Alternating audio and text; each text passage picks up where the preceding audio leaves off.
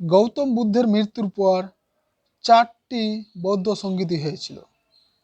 সেই 4টির তালিকা অর্থাৎ স্থান, শাসনকাল, সেই সময় সভাপতি কে করেছিল, কেন বৌদ্ধ সংগীতি হয়েছিল, সেগুলো নিয়ে এখন আমি আলোচনা করব। প্রথম বৌদ্ধ সংগীতি হয়েছিল রাজগৃহে। শাসনকাল ছিল অজাতশত্রু। সভাপতি ছিলেন মহাকাশ্যপ।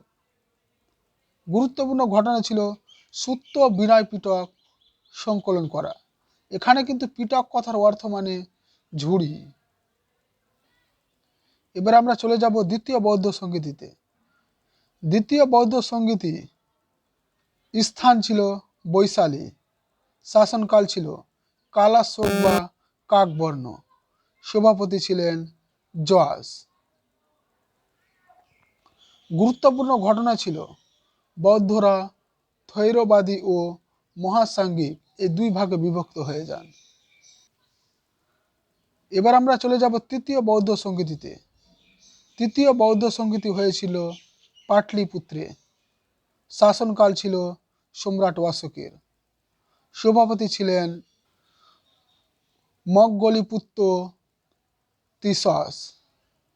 গুরুত্বপূর্ণ ঘটনা ছিল সেই সময়কার বৌদ্ধ সংঘের নিয়মগুলি কঠোরভাবে মানার উপর জোর পড়ে। সংঘের মধ্যে ভাঙন আটকাবার চেষ্টা করে। এবার আমরা জানব লাস্ট ও শেষ। চতুর্থ বৌদ্ধ সংগীতি হয়েছিল কাশ্মীরে। শাসনকাল ছিল সম্রাট কনিষ্কের। সভাপতি ছিলেন বসুমিত্র।